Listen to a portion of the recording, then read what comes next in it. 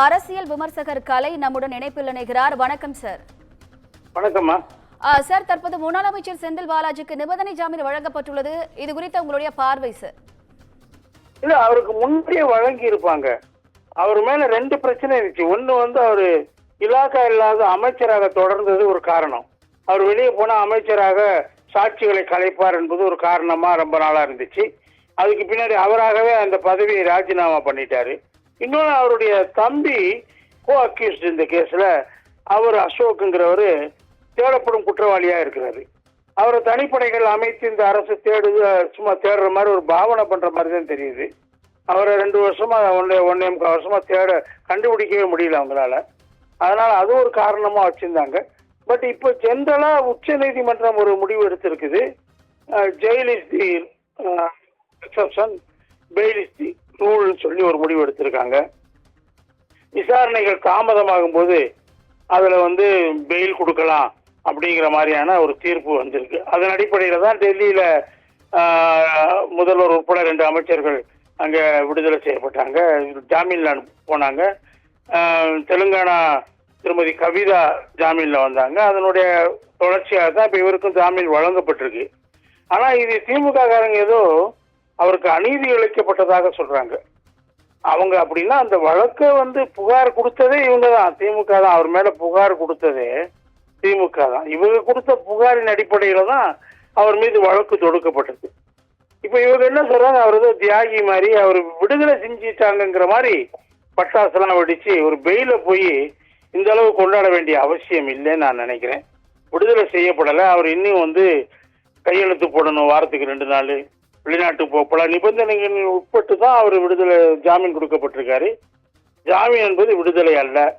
மேற்கொண்டு இவங்க கொடுத்த புகாரின் மேல தான் இது நடக்குது. இன்னும் ஏற்கனவே உயர் நீதிமன்றத்துல இவர் என்ன செஞ்சார்னா, அந்த பணம் வாங்கினவங்ககிட்ட எல்லாம் நாங்க திருப்பி வாங்கிக்கிட்டோம் அவர்கிட்ட பணத்தை, அதனால அவர் மேல எங்களுக்கு வழக்கு இல்லைன்னு சொல்லி ஒரு அஃபிடவிட் தாக்கல் பண்ணாரு. அதன் அடிப்படையில ஒரு உயர் நீதிமன்றத்துல இவர் விடுதலை செய்யப்பட்டார், இந்த வழக்குல இருந்து விடுவிக்கப்பட்டார். ஆனா உச்ச நீதிமன்றம் அதை ஏற்றுக்கொள்ளவில்லை.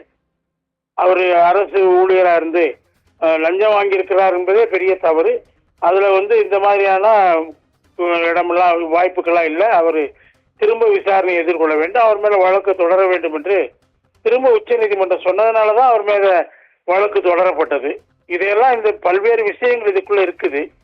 இப்ப அவருக்கு ஜாமீன் கொடுத்தது என்பது பொதுவான நாம்ஸ் படி அது கரெக்ட்னு நான் சொல்லுவேன். நிச்சயமா ஒரு வழக்கு தாமதமாகும் போது தேவையில்லாம விசாரணை கைதியா ஒருத்தரை நீண்ட நாள் நீதிமன்றத்தில் வைப்பது என்பது நியாயமில்லை. அதுவே அவருக்கு ஒரு பெரிய தண்டனை ஆகி விடுகிறது. அவர் மேல குற்றம் நிரூபிப்பதற்கு முன்பாகவே அவருக்கு தண்டனை வழங்கப்படுவது எப்படி நியாயம்? ஆனா அதே சமயத்துல பல லட்சம் பேர் விசாரணை கைதிகளாக பல ஆண்டுகளாக இன்னைக்கு இந்தியாவினுடைய பல்வேறு சிறைகள்ல இருக்கிறாங்க. அவங்க அப்பாவிகள், குரலற்றவர்கள், அவருக்குன்னு யாரும் வாதாடுறதுக்கு இல்லை. அவங்களையெல்லாம் கூட விடுவிக்கணும். இந்த சட்டப்படி jail is the exception, bail is the ரூல்ங்கிற சட்டத்தின்படி அவங்களை விடுவிக்கணும். அவங்களுக்கும் அந்த நியாயத்தை வழங்க வேண்டும் சொல்றேன் நான். இவர் அமைச்சரா திரும்ப தொடரலாம் சொல்றாங்க. இவர் திரும்ப அமைச்சரா வரலாம் பெயில்ல வந்த பிறகு. பெயில்ல வந்தவர் அமைச்சரா தொடரலாம், தொடரக்கூடாதுன்னு சொல்லி எப்பயுமே உச்ச நீதிமன்றங்கள் சொல்றது இல்லை. இந்த வழக்குலையும் சொல்லல. ஆனா ஒரு பிரச்சனை இருக்குது. இவர் ஏற்கனவே மினிஸ்டரா இருக்கும்போது சாட்சிகளை கலைப்பாருங்கிற காரணத்துக்காக பெயில் வழங்காமல் இருக்கப்படுது. இப்ப திரும்ப மினிஸ்டர் ஆனா அவர் சாட்சிகளை கலைப்பாருங்கிற அந்த கொஸ்டின் அரைஸ் ஆகுங்கிறது தான் முக்கியமான விஷயம். ஆனா இந்த இதை திமுக பட்டாசு வெடித்துலாம் கொண்டாடுவது மிகப்பெரிய தவறு என்று நான் நினைக்கிறேன். நீதி பரிபாலனத்தை கிண்டல் செய்யற மாதிரி இருக்குது.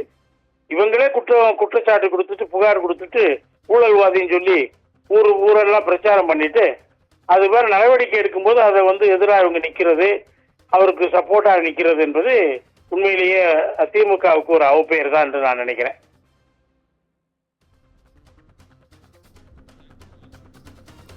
உங்களுடைய கருத்துக்களை எங்களுடன் பகிர்ந்தமைக்கு நன்றி சார்.